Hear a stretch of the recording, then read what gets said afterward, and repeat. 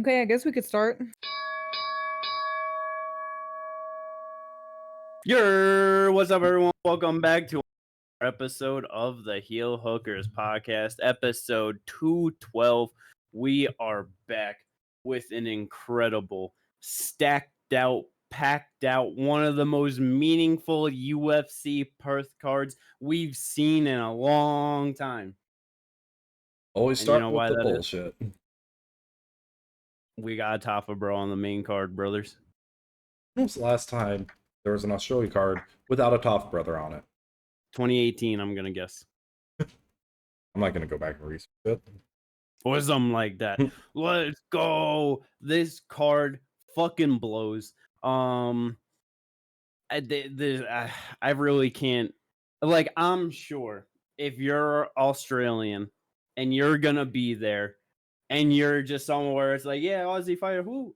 You're probably gonna love the card. It's great. Damn near every single fight has an Aussie 13 fighter out of in it. 14 fights has an Aussie or a Kiwi fighter in there. Yep. Yeah. But in terms of overall meaning and just impact to the divisions for this card, there's like two fights. Two, Yeah. maybe three? There's two. There's two fights. Loma's in the rankings. Huh? Loma's in the rankings at 14. Oh, shit. Jake Matthews, if he wins, can break into the top 15 or fight a top 15 opponent, and then the main event. Yeah. Those are I the three forgot we're that talking they had about. ranked Loma because I obviously had the main event and then Jake Matthews. Yeah. Those are the two obvious ones. So they're the reason they're on the main card. Yeah, I don't know why the fuck Jake Matthews versus Neil Magny is not the co-main event, but we will get there. The first thing that we'll talk about, the reason that we're all here, the biggest fight on the card. And it's actually a pretty damn good fight, to be honest.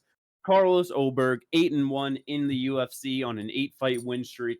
Absolutely going on a tear throughout the division. Had a lot of great wins. Last couple, a little bit higher competition. Not looking as impressive in some of those performances. On the other side, though, Dom Reyes, 9-4 in the UFC. Had a real good run at first, got a whole lot of hype, and one of those things where it's like kind of looking back at it, it's like some like not the greatest wins on someone like that had as much hype as he did going into like the John Jones fight. Had the terrible losing streak that we all know about. Since then, has a great resurgence in the last year or so. I forget when that first June 24. Okay, well, June of 24. June of 24. Gotcha. So yeah, I was there. Just over a year. Yeah, fucking great card. But yeah, 3-fight win streak now for Dominick Reyes. How are you guys feeling heading into fight week about this main event?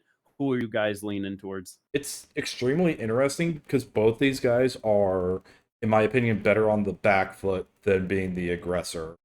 And someone has to be the aggressor in this fight. If I had to pick who that's going to be, I'm going to say it's going to be Reyes. He has shown in the past to be more aggressive than Carlos Ulberg. And I think that's going to serve him well in this fight. I can see him getting the decision over Ulberg because of his aggression and how he's able to use. Because a lot of people, like, especially like when he was on the come up, were saying, "Oh, he's just a fighter with a left hand." He has shown, like, throughout his career, even in some of those losses, he is more than just a fighter with a left hand. Yeah, I definitely agree with that. You think that this fight's gonna go 5 though? That's what I was about to say. Is like someone's getting knocked out, bro. I'm not saying it will, but I'm saying that it can.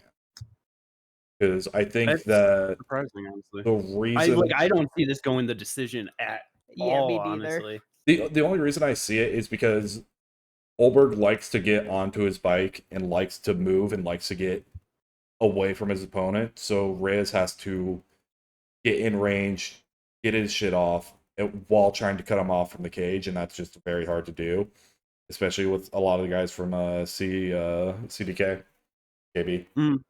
But also just the fact that the reason, like, Ulberg, his one loss being a knockout, he was showboating. In that fight, he had been very aggressive. He gassed himself out and lost to Candy and such. It is what it is. But, like, he doesn't do that. He's very much more back foot, conserve energy fighter now. So I don't think he's going to make those same mental mistakes.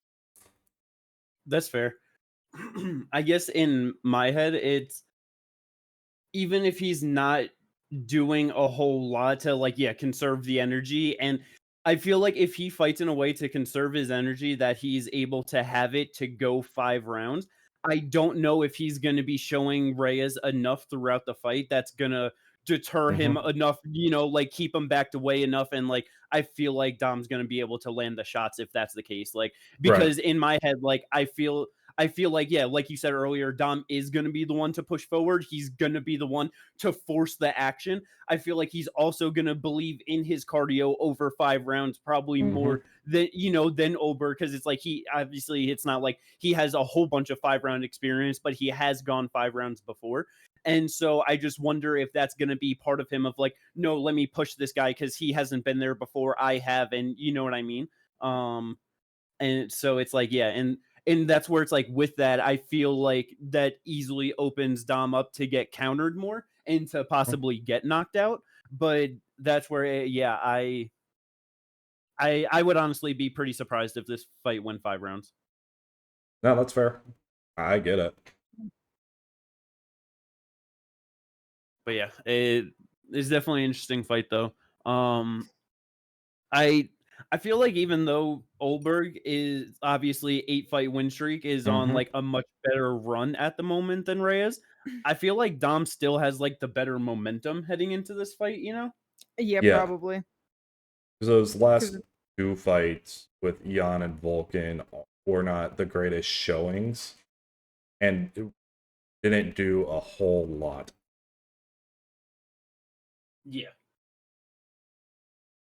Sorry, what were you going to say? Okay. Oh, I was just going to say that I also feel like I wonder where the breakoff is of like momentum versus like, okay, you're on this streak and now like the pressure.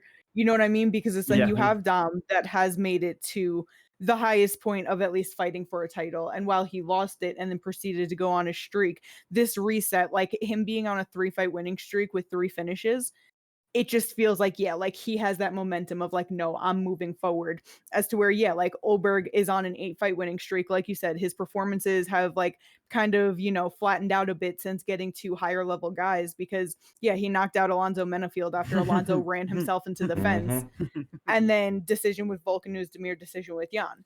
Yeah. And it's like, it just feels like, okay, is this going to be like a more of a pressure moment rather than momentum for Ulberg, where Dom is like, I definitely see what you mean.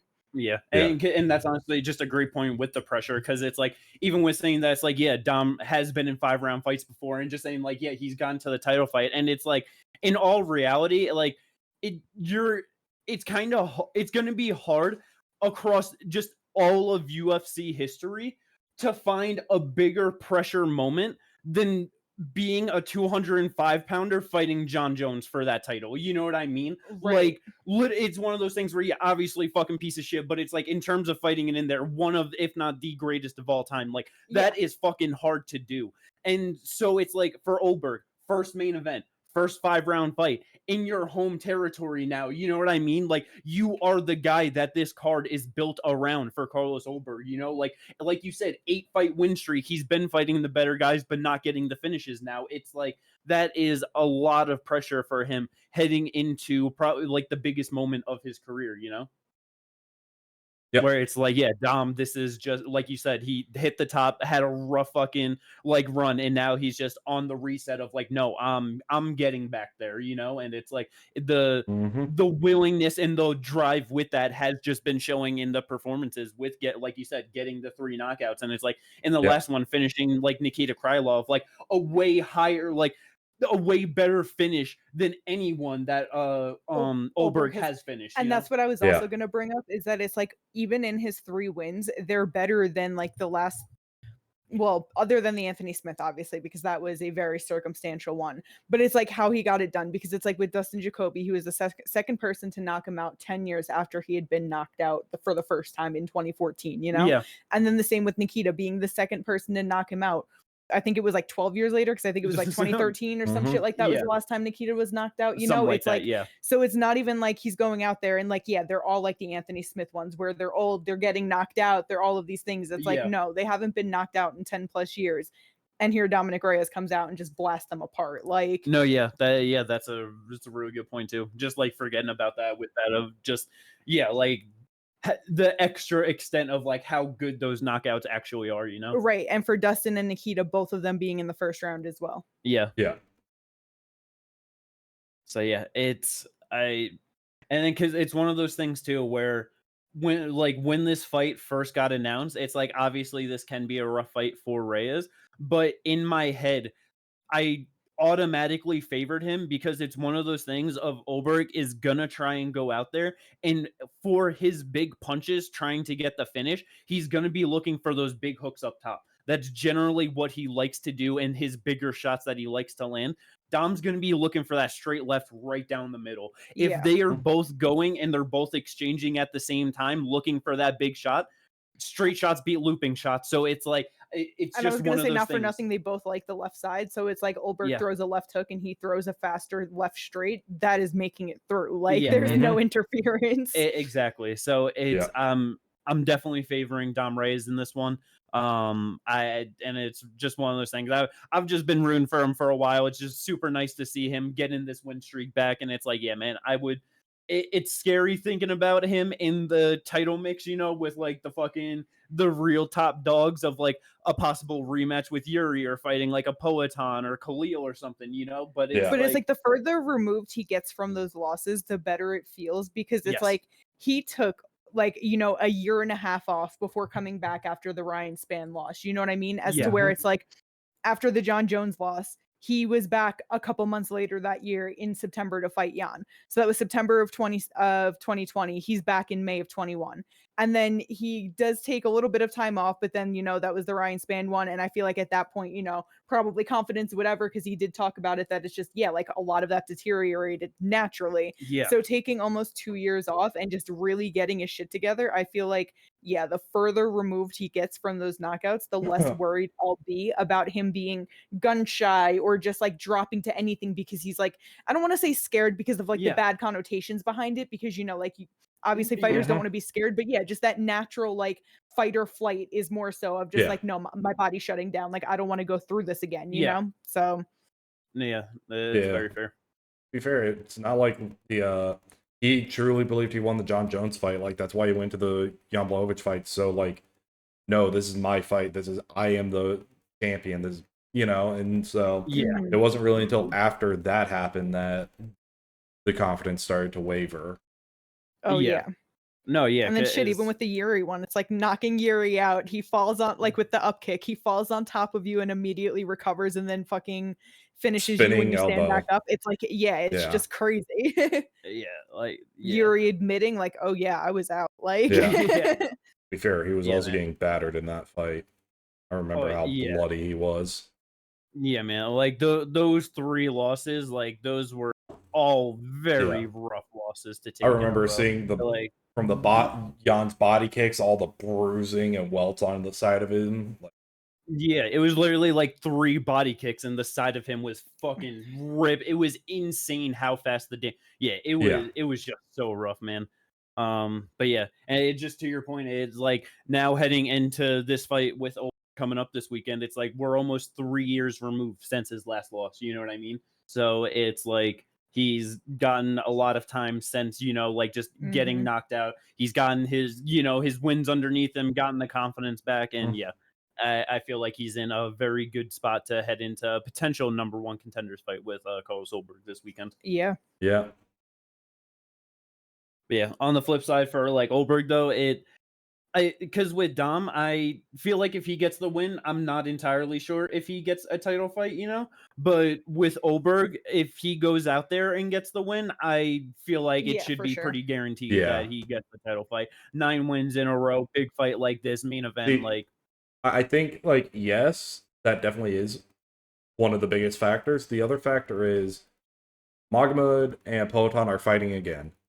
Poatan wins, it's definitely should be Ulberg, because the other fight that could be a number 1 contenders fight is Khalil versus Yuri.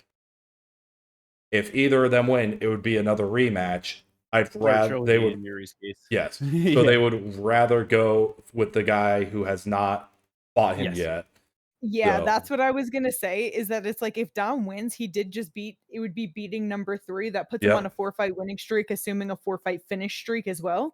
That it's like, whether it's Ankalaev or Poatan, it's a new fight for both of them. So it just creates more breathing room no matter who wins to throw them in there next. And let Yuri and Khalil fight and just move things around so that it's not just Yuri Poatan Khalil, Yuri Poatan Khalil, Jamal, Yuri Poatan. Like, I get it. Like, either, like, you are right that no matter what, this fight should be like the number one contenders fight. But it's like Dom goes out there with a win, and then Magomed beats Poatan, and on the same night you have either Khalil or Yuri get a spectacular knockout over each other. Like, I like, there's no shot the UFC is not putting the winner fight in against Magomed. No, it's just going to be way bigger. As dumb as it is and all that, it's just like, even if Yuri gets it done, and just like us being like, bro, we don't want to see Yuri lose so many fights real quick and then just be like, oh, I'm done because I'm just not good enough to get the title. And it's just like, it's one of those things, man. Yep. They're just going to go to the bigger name, and the more exciting, the more marketable, and it's like, booking these fights like this, it's one of those things that's gonna get awkward, because it's just like, like Khalil beats Yuri, let's say, where the fuck does he go from there other than a title? Like, who is he supposed to fight next? He's fighting number 2, you know. In all reality, and should probably end up fighting the something like that. Yeah. Or so, if I don't know if there's anybody else kind of on their way up, like around. Let's see. No. There's no one. Azamat Bogdan, and that's 10 and 11. Yeah. Who's Azamat fighting again? Fighting someone. Is it Rakic? I think you might be right. I know one of them is fighting Rakic. Yep, Rakic. Okay. Upcoming fight. Even then, if he beats Rakic, he gets up to number 8. Like, yay. You know what I mean?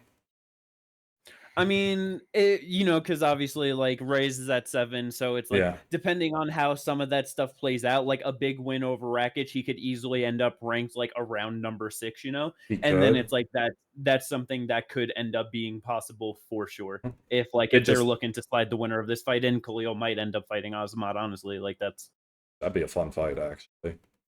Yeah, I would have no problem with that.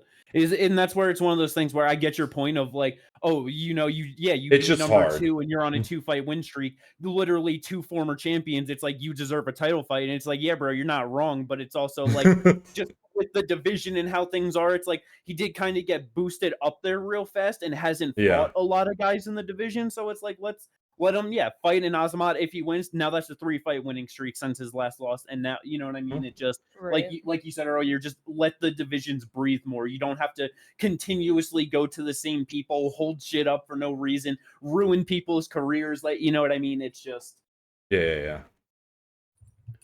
But I get it. 205, it's in a weird spot. It is in a weird spot, because there's not a lot of guys coming up. Like we said, it's really just Azamat and Bogdan.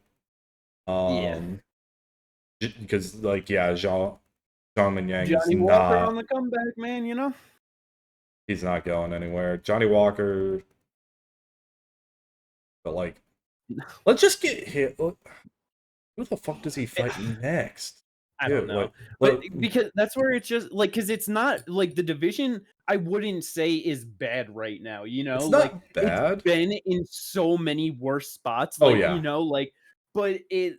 not good, but we have a lot of good fighters in like a good fights, but it's like a lot of them have already happened. It's weird. It's in a wacky spot right now. It is in it. Exactly. It's just in a wacky spot. Like, just trying to think of like any other contenders coming up who are like not ranked yet, who I think like, oh, they might have some type of, Man, can we convince it to move up to 205 or something? Who? No, we don't need more people. I feel like he's not a big. He's not, but who'd you say? Atiba. He just fucks people up. You got big power, so maybe it could translate. But like right now, outside the rankings, like one of the people with the longest winning streak is Modestus Bukauskas. He's definitely been looking better, but that's where the division is at. He, outside of the rankings, has the longest win streak at the moment. I mean, right now he's on a 4-fight winning streak. It's pretty good.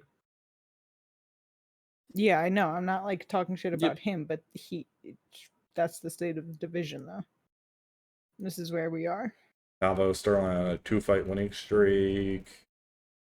I mean, I feel like a lot of times with divisions, when you get active divisions, you can really end up with that. You know what I mean? Yeah. Because I feel like there was like a fight night recently where it was like some random person who was like, oh yeah, they are on like a 5-fight win streak or something, and they were tied second in the division behind it was just like, okay, but that should definitely do be happening. It's just one of those things. And also it's one of those things that we kind of always talk about where the higher weight classes kind of get screwed because most athletes of this size are going to go into football, basketball, baseball, fucking boxing even. So it's just hard to get high quality athletic talent for these divisions. But speaking of high quality athletic talent, how do you guys feel about this co-main event? Hopefully it's fun. Why the fuck is it here? Can somebody think of any sort of a thing that gives this anything that makes sense of why this is here? The biggest bet is going to be if Ramon Taveras makes weight. They're like, oh, this is a big deal. People are going to be putting big money on this. He's a bantamweight who missed weight twice, and he's moving up to featherweight. Is he going to make featherweight, or is he going to be one of those guys? Oh, no. We do not need a Kelvin. 147.5. How much did he miss by in his last one? 139? I think he's fine. Hopefully. Please. I don't know, bro. We were just literally listening to MMA On Point video today about all these people getting cut after missing weight. And almost all of them was after moving up a weight class and still missing weight. There was a lot of that. There was a lot of that. It is a very consistent thing of people missing weight and moving up a weight class and missing weight. Yeah. It's really anyway, funny. That was just a joke. I don't fucking know why this is the co-main event. It could be fun. I hope it's fun. Jack Jenkins is gonna try to wrestle fuck him, but Ramon Taveras is decent takedown events. It's 100% in the UFC, but he hasn't fought in major grapplers, so could see a hole in that. But otherwise, it could be really boring. Who knows? I think I got 3 Jack Jenkins UFC cards. Wow, that's really good. I'm sorry, that's what I had to add to this fight. Yeah, no, yeah, no, he's getting fucked up. Dude. David Grant threw almost 300 significant strikes, landed 147 of them against you. You're getting fucked up. Yeah, probably. Yeah. But yeah, let's go. The featured bout as well. I also don't know why this is it. Jake Matthews versus Neil Magny. This is the fucking fight to fucking talk about. Yeah, let's just skip to it real quick. Then I don't know why the fuck this is not the co-main event. Jake motherfucking Matthews has been in the UFC for a fucking decade at this point. 22 UFC fights. He is 15-7 in the UFC. It's been more than a decade because he signed at 19. He's 31. He's been in the UFC for 12 years. 2014, so it's been 11 years. Yeah. So it's he has been grinding, like you said, 15-7, 22 fights in the UFC, grinding away in the fucking trenches in this fucking division. I'm pretty sure he started off at 155. He did start at 55. He was a Gilbert Burns start at 55. Tried to grind out there. But it's has really come into his own now. Like you said, 31 years old. Fucking real welterweight at this point. Mm-hmm. Putting together some real solid wins, looking real fucking good in there. honestly should have like probably just be ranked, honestly. But fighting Neil Magny should be fighting at least an actual ranked contender. Is Neil Magny still ranked? He is not. Okay, I was gonna say He hasn't been ranked for a while. Okay, I was about to say it's been a minute because he's Magny's what currently? Well, 2 losses to Michael Morales, Carlos Prates, and then 1 against Lizu Zaleski. Like, either way, he should be fighting a ranked guy. But getting this fight against Neil Magny, he is the guy that usually, if like you're gonna be getting put into the rankings or fighting the ranked contenders afterwards. This is such a great fight for him. Just another vet in this division with a shit ton of fights, the most wins in the division, most decision wins in the division. And I really feel like this is a perfectly match-made fight for Jake Matthews to go out there, absolutely fucking dominate in his fucking home country, look amazing, and get himself into the fucking top of this division. That's what I'm hoping for. Like, and I really think he's going to be able to do it. Like, Neil Magny is he is on the downturn. He is 38 years old. I feel like his time has come, and it's not like this is going to be a Mike Malott situation where it's this younger prospect blows their load and then just gets dominated the back half of the fight, gets TKO'd later on, No, Jake Matthews knows how to fight, knows how to conserve his energy, and knows how to win a 3-round fight. He is going. If this was a 5-round fight, for whatever reason it was a main event, I would be like, okay, there's some questions. Because Jake has never fought 5 rounds, Neil has. Yeah. But outside of that, no, Jake Matthews should be able to go out here, dominate this fight, win, and then get a ranked opponent. And I think him versus Jeff Neal is a fun fight. It's the natural progression, I guess. Not, I guess, I know. We can't keep on I forgot about that. No. Time out. A different fucking idea, brother. Like, 20 times ain't enough. How many times we gotta keep on doing this? The correct thing is you get him and then you go D-Rod, because D-Rod is currently ranked at 13. Time out. I actually forgot about the Neil Magny to Jeff Neal thing when I said that. I was just saying Jeff Neal because he just lost to Prates. He's going to be defending his spot. I think Bomb Theme's fighting up already. He should. I don't like Jeff Neal versus D-Rod. D-Rod should be defending that spot. Kevin Holland's fighting. So it's always like, oh, Jeff Neal. He's number 12. This makes sense. I get it. But yeah. Fine. Gilbert Burns. Sure. I mean, after his last win, he called out Gilbert Burns. And that was the fight where it was like, yeah, it's rough for Gilbert, but I like it for both of them because it's very winnable for both of them. And it's just both former lightweights. This is nowhere near as rough as it's been for Gilbert. Yeah. But yeah, man, Jake Matthews, he has definitely been looking very solid. That just absolutely blasted the door off of fucking Chidi and Jaquani in his last one. But it's like, out of 15 wins, got 8 finishes, 7 decisions. So it's obviously it's not like he's the biggest finisher, but he's got that finishing potential.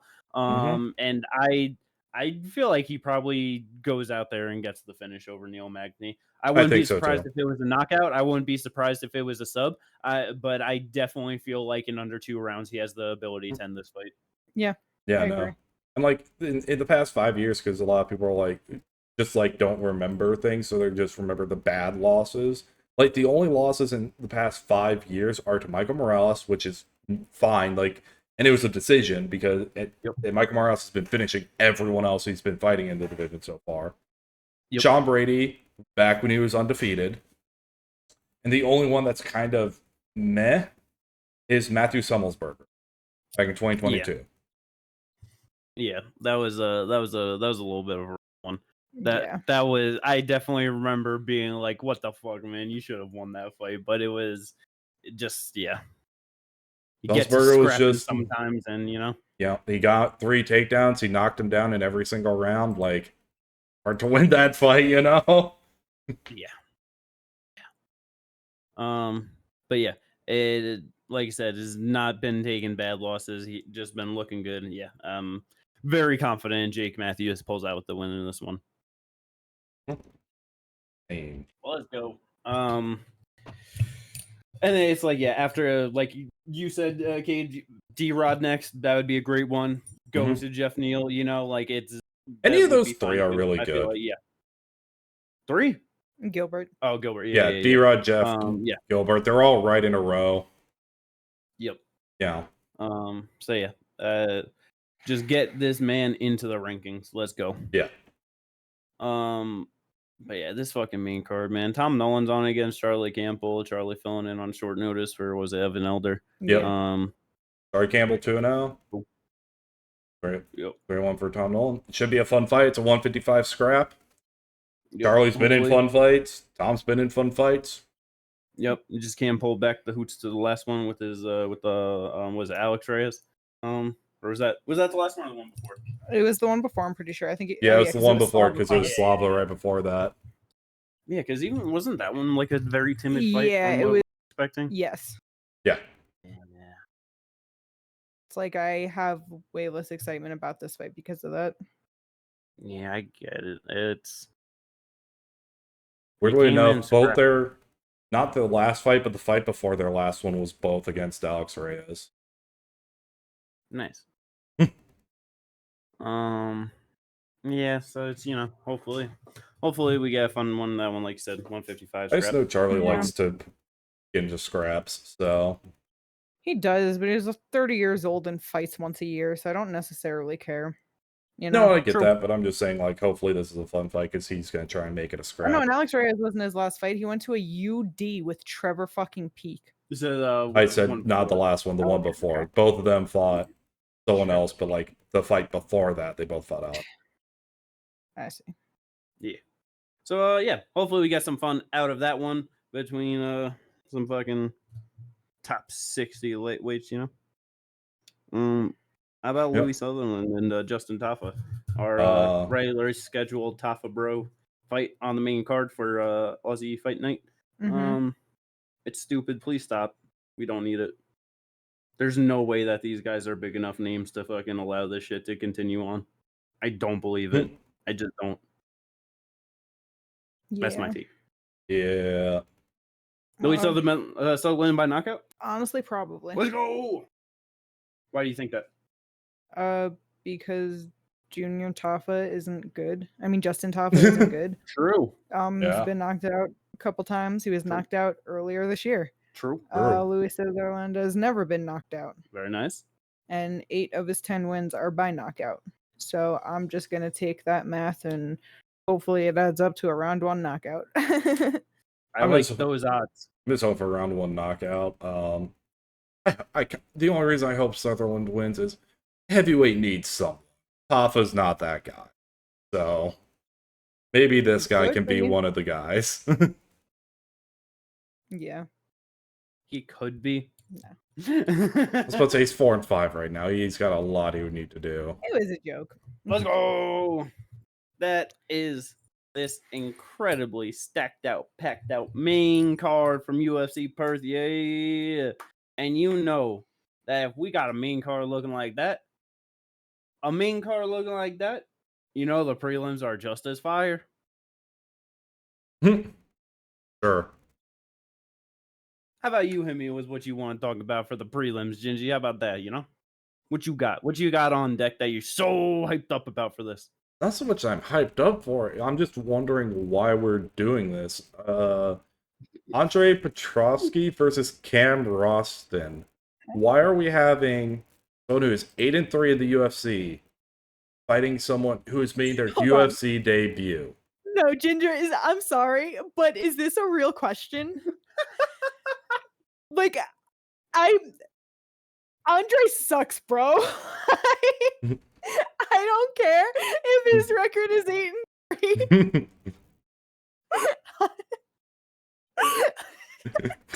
I'm sorry. Because I'm not even trying to be disrespectful, but I do believe it. Like, bro knocked himself out.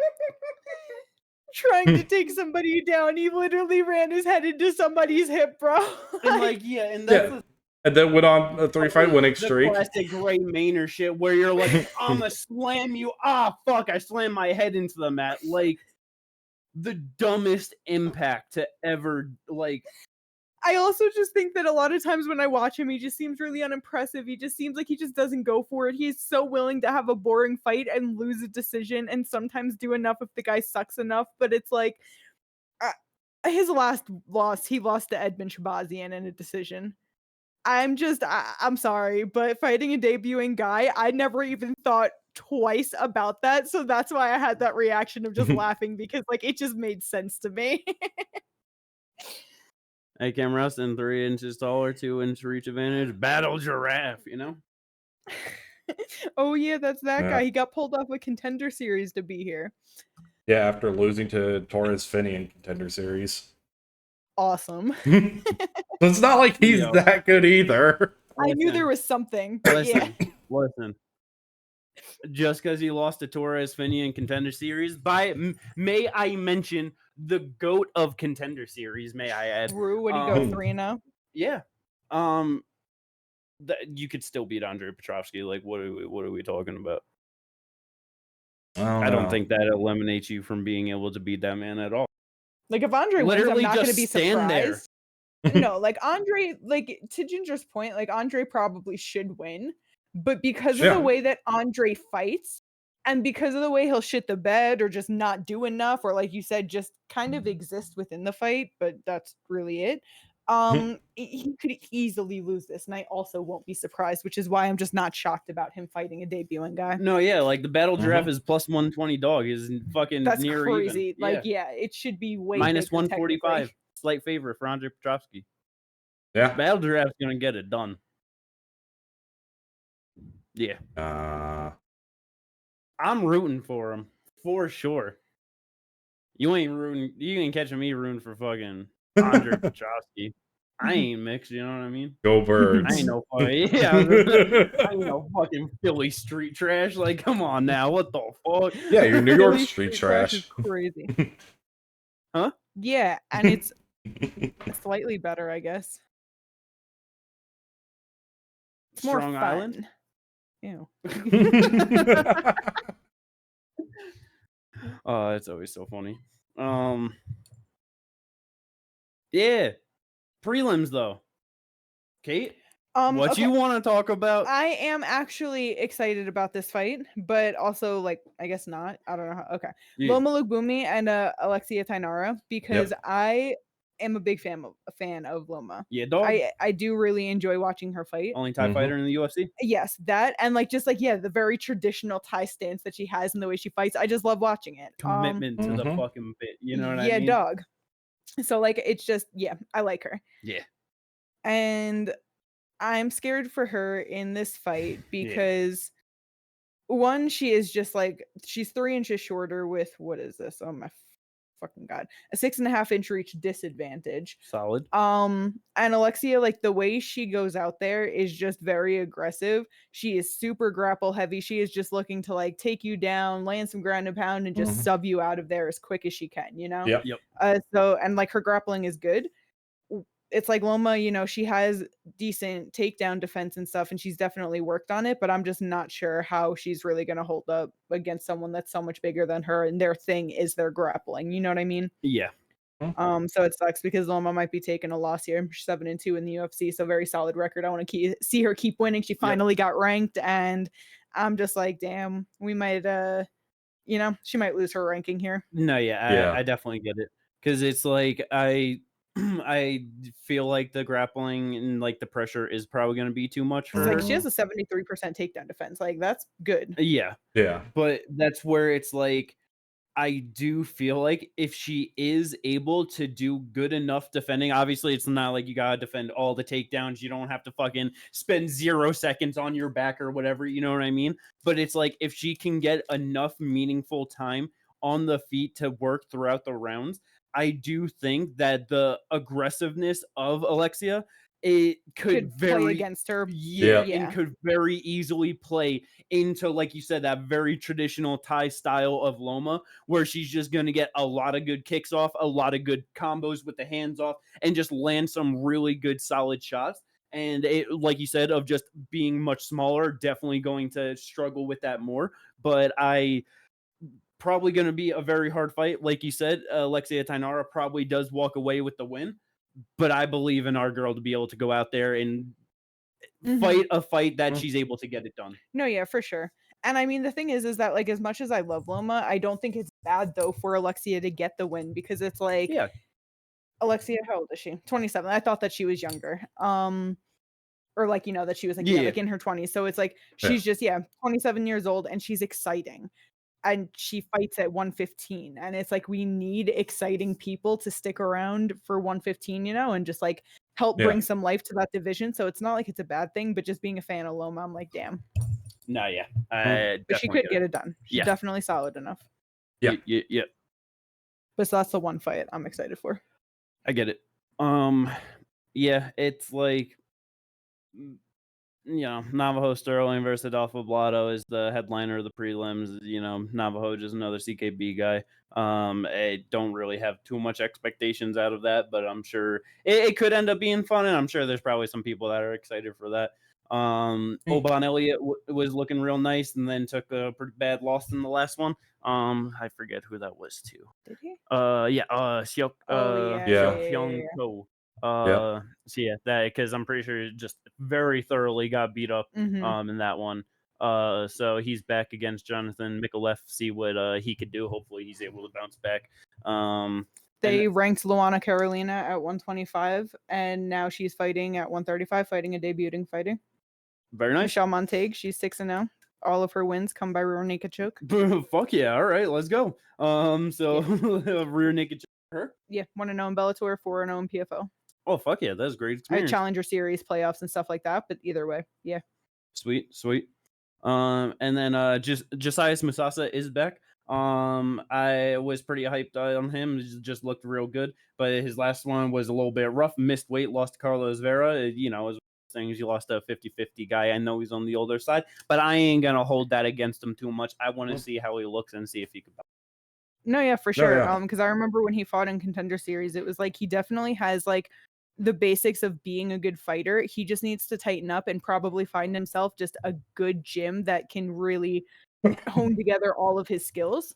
And I know that is something pretty sure one that's like I want to fight out of the fucking out of the Congo. Yes, and that's what I was gonna say is that it's like he was born and fights out of the Congo, and it's like it's obviously not a place where there's a lucrative MMA scene where there's great gyms and great coaching. So it's like at 26 years old, it would be really awesome for him to realize that the best thing he can do is go get some legit training, really get some real shit under his belt, fight, get himself some wins, and then bring it back to his country so that there's like some real levels to bring back.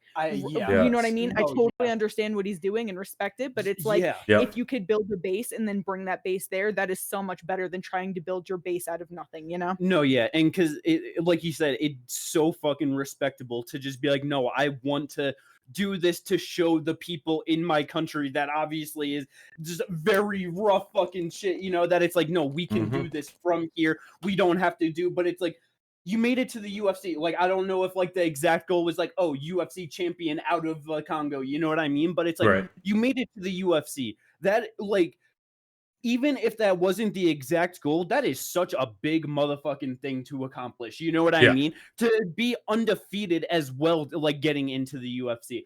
I fully agree with you that it's like being so young, it would probably be the best thing of like go to fucking Florida or some shit, even if it was like 2 years for like a solid set. If you can go there, get as much information as you can, make as many connections to people as you can, because then it's one of those things of like, just people might be wanting to fly out there and they might spend a couple weeks and come do some seminars or like let me just like hold some classes so that you can retain some more information and just whatever it may be. Like exactly. And and then it's just like, you know, whether it's like while he's still fighting or after he's done fighting, be able to make his like own gym, have more, you know what I mean, and to just be able to give back like that, like I feel like that would just probably be like a better plan for like him to do that for his, but it's also is one of those things with fucking you do you, man, and I just hope that it all works out, you know. Exactly.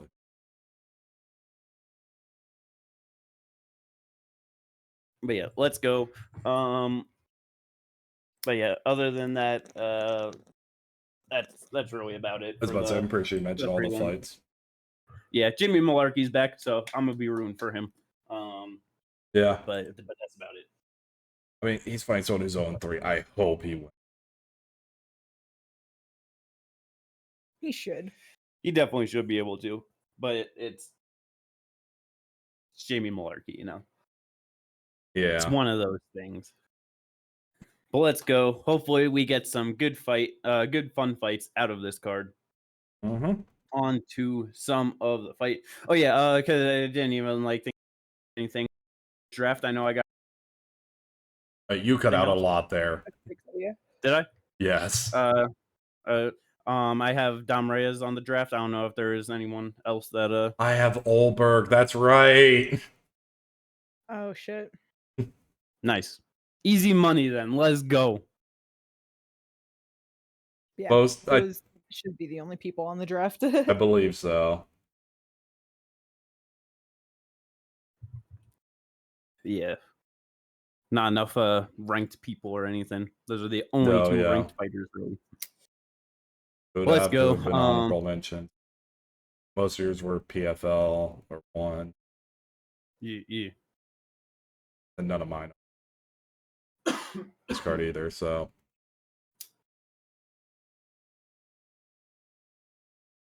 Very nice. So yeah, on from the card to some good old fight news. Yep. But let's start out with the good fight news with some sad shit, right? Yeah. Sad shit, bad shit, terrible. 2 fights, 2 main events canceled, down and out. One of them we got a replacement for, though. Yeah. So let's start with the worst one, though, which is one of those things. Yeah, I have 50-50 feelings on it. Yeah. Because Fiziev pulled out against Oliveira. Yeah. Yep. It's a massive hit, obviously, being the main event and that just being a huge fight. But I didn't want Oliveira coming back this soon because there's no reason to get knocked clean the fuck out and then show up 3 months later. And seemingly it doesn't seem like we're finding a replacement right now because it's just BSD being in talks and it's nope, that getting shut down. There's other people, but I feel like the further the more down the line we go, the less dangerous it becomes. So while it sucks, it's also I feel better about that for Oliveira. Yeah. Because it's you got Gamrot and Moicano throwing their names in the hat right now. I know Oliveira tweeted some shit of just saying that just talking shit to people of you're just saying something of oh, I got a fucking tummy ache or my hand hurts, something like that. But so it's I don't know who's actually been offered it, who's turned it down or anything. But it's 155. It's a main event against Charles Oliveira. And to your point, just got knocked the fuck out. There's going to be a lot of contenders, no matter what, looking for that opportunity. But if we're going from Fiziev to a potential Gamrot or Moicano, way less worried about that damage potential, even though it's obviously still there. It's not like they're fucking, they're not big hitters. They're not like people that get knockouts all the time, but it's they still can knock people out, Yeah. But much favorable circumstances though. Yep. So we'll see what happens with that. But the bigger hit, the sadder hit, Fluff Dog. Talk about injured hands. He's out of his fight. Main event, October 18th, Vancouver, against RDR. Yeah. But we did probably get the next best replacement fight that we could have. Yeah. In Brendan Allen accepting this. So it's hard because it's obviously that was such a big fight especially after watching fucking how Nasruddin and Kyle ended up playing out, which was basically how we expected it to play out. Yeah. It was just RDR Fluffy. This is whoever wins is going to be in much better fashion and they're going to go right to them. Just I never even thought about the fight getting canceled, Yeah. Because it's, since this got canceled and Fluffy is in bigger light, it is now getting more exemplified of oh, damn, he has a lot of canceled fights. And he pulls out pretty often, obviously not all of his fights are his fault. Yeah. But I'm pretty sure it was 5 or 6 of them were. And a couple of them were all because of hand injuries. And so it just sucks that he was able to kind of keep some momentum with, October of 24, February of 25, August, and then about to be back here. And now it's damn, he injured his hands. I just Never even crossed my mind. I kind of forgot that he was one of those guys that breaks his hand often. Yeah.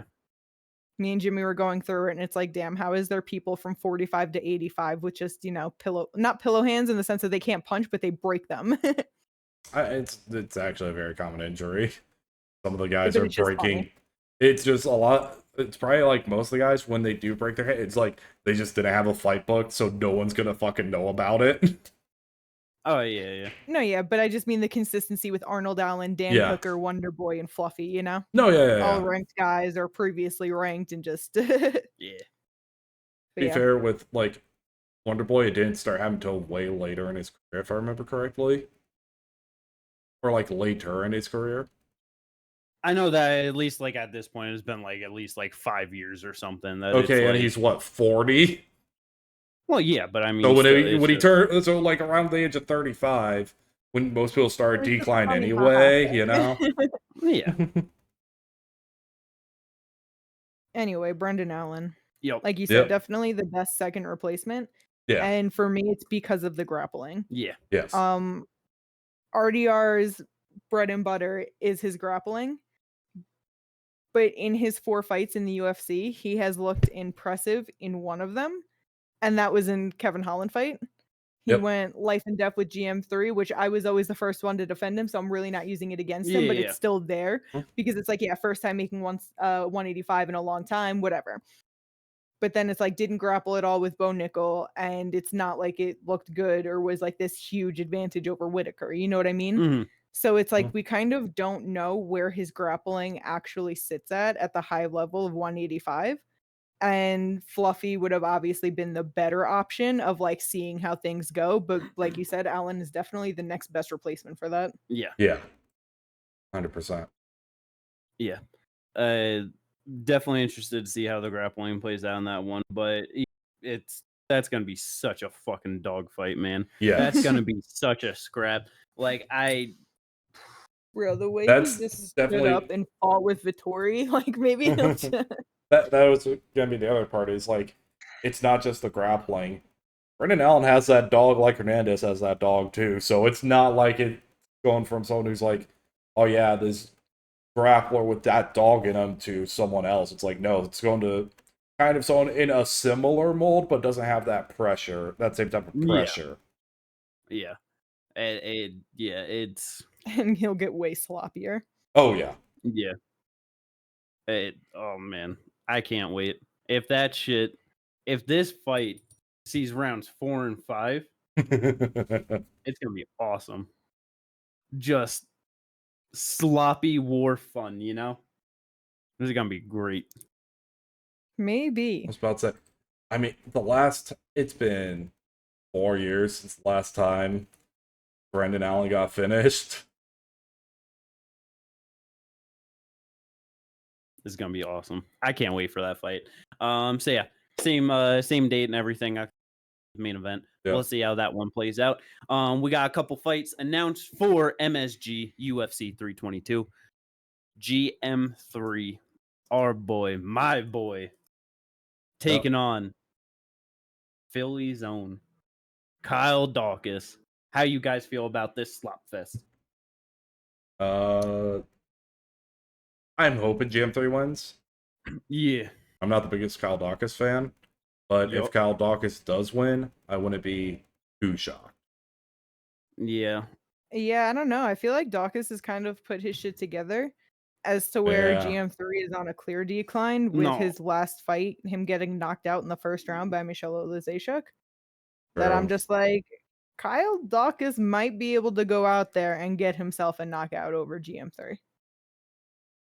It's possible. I hate to say that you're right, but... And then it's like, even with the grappling, it's like, I know GM3, but he has been subbed 9 times. He gives some shit up. Kyle Daukaus has 11 subs on his record. He ain't never been subbed. Damn. He got a lot of Darces too, right? Yeah. So it's like, oh my god, he has a lot of Darces. What the fuck? He's the fucking Darce Knight. I was about to say, his nickname's the Darce Knight. 6, 7, 8. Okay, but I didn't expect 8 of his 11 subs to be Darces. Yeah. Then the other 3 are RNCs. Yeah. Or 4. But yeah, I honestly think that Kyle Dawkins is probably going to win this fight. Yeah. GM3 is getting better, and he's going to knock him out in the first. You are delusional. Nah. I just know my boy. Okay, you know your boy. When was the last time he got a knockout in the UFC? Like his debut or some shit like that. I don't fucking know. 8 years ago. 2017, Eric Spicely. Yep. Well, And that there was you in go. the 8 second years round. ago. So And then the last time he got a first round knockout was 2015 in some bum fucking promotion.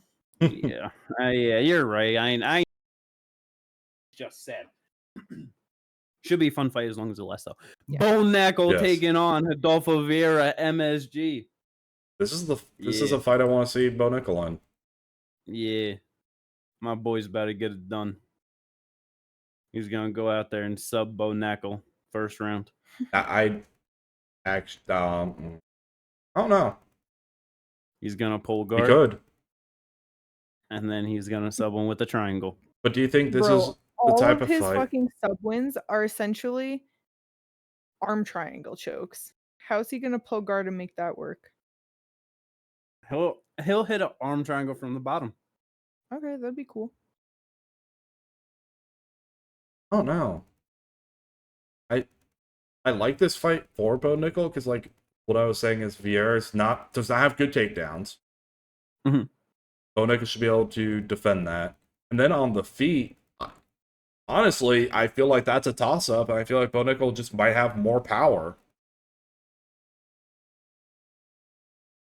Possibly, but that's fuck. Bo just sucks on the feet. I can't think of Vieira striking at all. Vieira's not that much better on the feet. I mean, Vieira isn't great, but like I don't know, he can like. Will he do more than throw an overhand? Yeah, like that's the thing. Like, just gonna fucking like.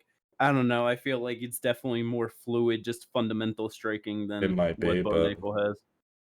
I didn't realize Adolfo Vieira's takedown accuracy was 23% when I said it doesn't have the greatest takedowns. God damn. Very nice. Right. That's very good. He's a jiu-jitsu guy. What dog? He's gonna pull guard. He's getting his butterfly hooks in. He's gonna sweep him over and then hit the arm triangle. We were looking at somebody yesterday who also had 23% takedown accuracy. I wonder who that was. Doesn't matter. Sorry. Yeah, MSG though, right? Yeah. Yeah, MSG. Big fun. Great card. It's definitely the type of fight MSG I want to see Bo Nickel and like 100%. Like this fight does make sense for him. Yeah. 100%. Let's go. Another fight for MSG though. Capulet versus RoboCop. How you guys feel about this motherfucking so much banger? That's a fun fight. Roman Capulet is about to knock out RoboCop. Do you think so? I do think so. It's possible. Because it's like, I love RoboCop. He's great fun to watch. Mm-hmm. But he can definitely walk himself into big shots. He can definitely get knocked the fuck out. And he can kind of get like sloppy early. You know what I mean? Yeah. As to where like Roman is a very good, just like kickboxer style guy. He has a lot of power to get himself a lot of knockouts. That I just wouldn't be surprised if RoboCop goes out there and walks into something by like probably like second round. That's fair. Yeah. That's fair enough. But like also I just think like the thing is like though with RoboCop he's also multifaceted. He can go for takedowns. He could take Roman down and just try and get ground and pound from there. Try and get like an arm triangle or try and get any other type of submission. Like I feel like that's a very high possibility. And the power that he does have, if he does land on Roman, I feel like he's gonna be able to hurt him. That's the only fair. thing. Sorry, I was just gonna say with him, it's like you're not wrong. It's a very like valid point. But I feel like we bring that up with him all the time for him to continue to not use it and not use it and not use it until after he's already maybe beaten up or he's gotten cut up on 4 different spots on his face. And you know what I mean? Like he never goes out there like, yeah, I'm going to be smart. He's like, let's fight. And then if you know what I mean? Like, I just feel like it doesn't often end up an actual factor in his game plan. And because of that, it's like, Kopylov has decent takedown defense, where it's like, I wonder if he's got good, like, he's definitely got good takedown defense. Yeah, but like, like at like the highest of level, it might falter, but it's like, that's where I was going to say that RoboCop, because of his lack of using and like just how he uses it, I wouldn't put him at like the highest level, where it's like, I think that Roman would be able to stuff his shit, By the way, if you're looking at it, if you're going to go look it up, Kopilov's takedown defense is 87%. RoboCop's takedown accuracy is 38%.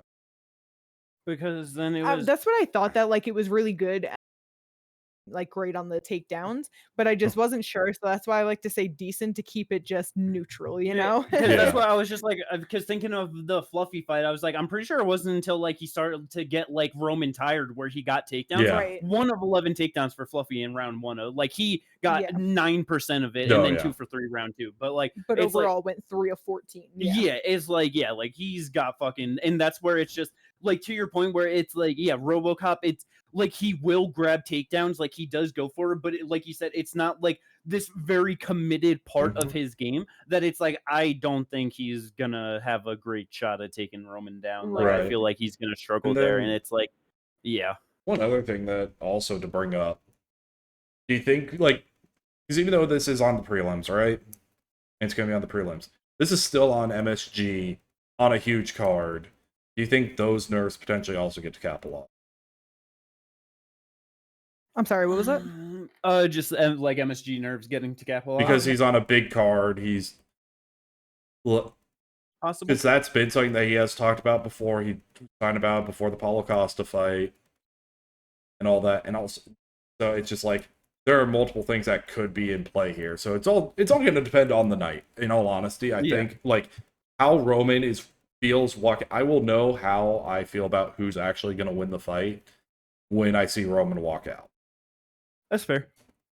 I will say that he probably, especially if it is earlier in the prelims, because obviously they don't have it like stacked out or anything, so there's no order to the card at the moment. But if it's like earlier in the prelims and there's like nobody there, I feel like he'll be okay. You know what I mean?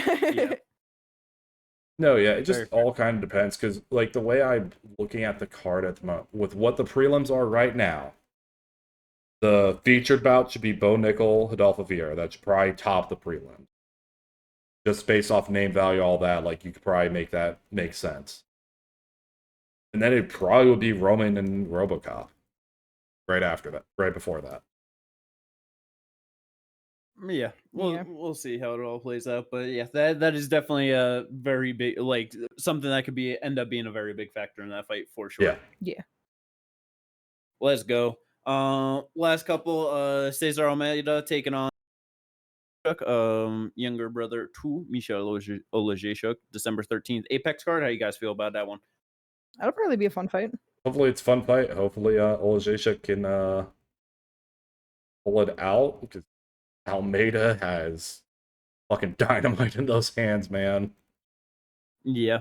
I feel like Olejniczuk's gonna get it done, honestly. I think he will too. Feel like he can pull it out. It's like, I was definitely surprised with his booking, because it's like, I just didn't think that from like Contender Series to UFC debut that Olejniczuk would get just Almeida in the first one.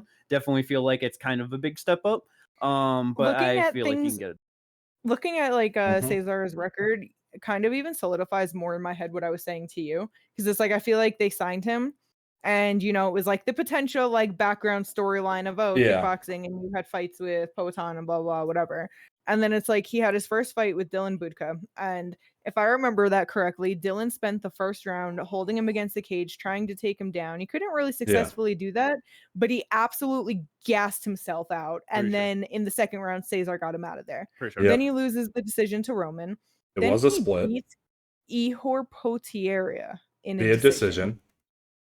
But like, Ihor's been knocked out many times. You got these knockouts and you can't get him out of there. You take him to a decision, okay. And then he gets the first round knockout over Abdul Razak Al Hassan in the end of the first round, which like, obviously you have 1 minute of Abdul, and then after that you should get him the fuck out of there. So it's like, with him being older and like, even taking that loss early to Roman, I feel like they were just like, we kind of don't care about you. You're 37 years old. And here's Cesare. And now just, even looking at like the fact that he couldn't get Ihor out of there, and the fights, I'm just like, Olejniczuk's gonna get this done. It's definitely possible. Yeah. It all depends. Should be a fun one, though. Because, like, from what I saw in that first, like, in that contender series fight, he might be someone who can get a little sloppy going for a finish. So what happened to Abdul when he tried to go in, like, that counter left hook just floored the fuck out of him. So it's just one of those things, like, how it's just all going to depend on how the fight goes. Like, yeah, he hasn't been knocked out yet, but, like, he has been mainly on the European, you know what I'm saying? Regional scene. Yeah. On a white. No, yeah. No, you're good. But yeah, like that's where it's like, yeah, it's definitely like, I feel like it's definitely a big step up, and it, like, you know, could end up playing the like, oh, it just gets shut down. But it's like, I definitely see your point where it's like, I feel like Olejniczuk's still gonna go out there and get it done though. Like, I definitely him. But yeah, should be fun for as long as it lasts. Definitely looking forward to that one. Yeah, let's go. Last two fights, both for November 1st. Waldo Cortez Acosta is back taking on Ante Delia. Quick turnaround for both of them. November 1st, Apex event. Should be a good one. Hopefully, Ante Delia goes out there, gets a big knockout win. Oh, and this is... shows the power on those hands. Tapology saying this is co-main event. Makes sense. So, putting... I'm scared about this one. Well, you don't believe in Ante going out there getting it done? Listen, Waldo... not only like has he not been knocked out, but we have seen him at this point eat some big shots from some people.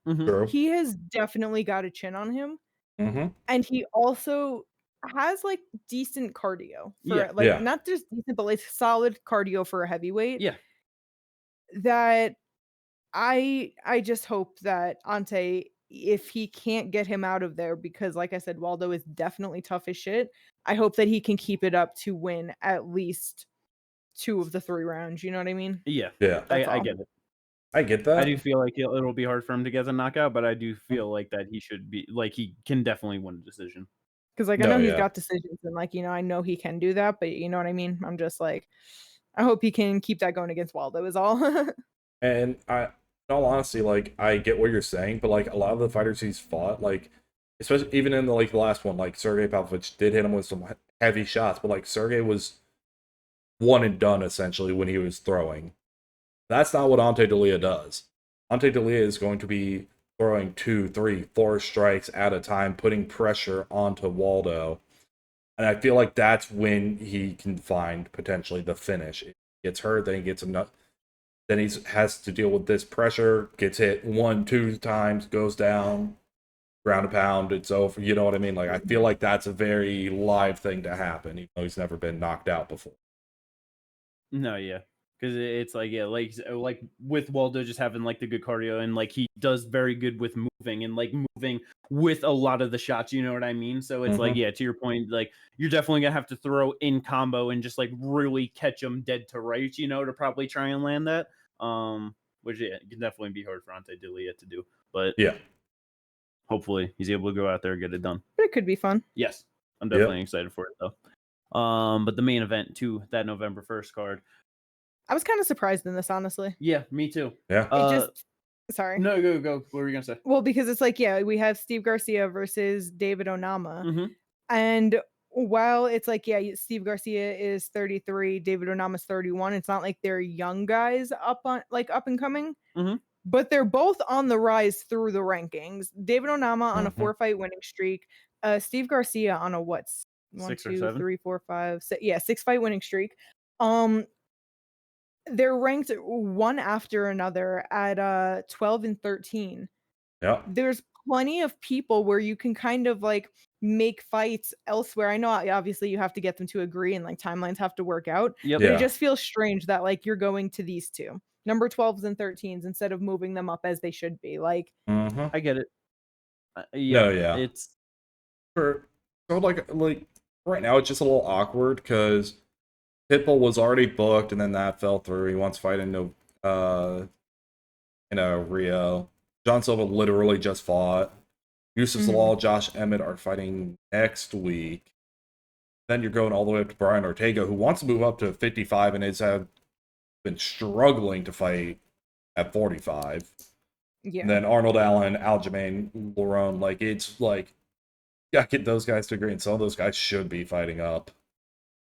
No, yeah, and that's where it's like I understand, like, yeah, timelines and everything, but it still just feels off, even if it makes sense somehow. No, it definitely was like, oh, okay, like that's the fight that they're going to. Right. Yeah. Oh yeah. But should be a fun one. Oh Definitely, yeah. they both deserve like opportunity. It's just put them at Apex main event. Just let them both get that 5-round experience. It's like you said, neither of them are on like that younger side, so the UFC probably doesn't care too much to push either one of them. So it's like just go with one or the other kind of a thing, Yeah. Yeah, no, and I mean with Garcia, he's been out here getting knockouts. Calvin Kattar's just a tough son of a bitch who's never gonna be knocked out as long as he fights. I'm just gonna assume at this point. So, like, Steve Garcia goes out there, wins, gets the knockout, because I think David has been knocked out. He has not. He has not. But even then, like, first time for everything, Yep. So it could happen if he goes out. He has never knocked somebody out, at least on this streak, that has not been knocked out before. Unless Chase Hooper was... Okay, just Chase Hooper, sorry. That was obviously early young Chase Hooper before he made his adjustments. Yeah. Oh, yeah. Hey. I mean, it was even before this. But I get it. There he is still. Like, he is... He has 18 wins. 14 of them were by KO. Like, he's mainly a KO artist. But, like, let's say he goes out, gets the win over David Onama via KO, then he could easily shoot up into, like, a loser of Emmett Zalal, or, like, even an Norman Allen or something like that. Hell, you know what I mean? Yeah. Yeah. I definitely feel like there's more interesting fights for Steve Garcia moving forward, than David Onama, even though he's the slightly older fighter. But it's like, yeah, that knockout power, that knockout ability, the willingness to go. Like, dude I'm pretty sure his nickname's Mean Machine, right? Like, just fucking ferocious as hell, man. Like, he definitely goes out there looking for the knockout. And it's like you said, with fucking Calvin Kattar, it's not like he wasn't trying to get the finish. It's just motherfucker's tough as an old leather boot. Just does not go away. It's one of them things. Can't knock out everyone. Oh. But yeah, let's go. That is all of the fight news, all of the things to talk about for this episode of the podcast. I hope you all enjoyed this one. If you did, don't forget to like and subscribe. Maybe drop a comment. Let us know how you feel about stacked out, packed out Perth card. You know what I mean? Let's go. Yeah. Put it on all the hashtags for this fight, for this podcast, Stacked out, packed out. Perth card. Yeah. Peace out, everyone. We'll catch you on the next one. Yeah.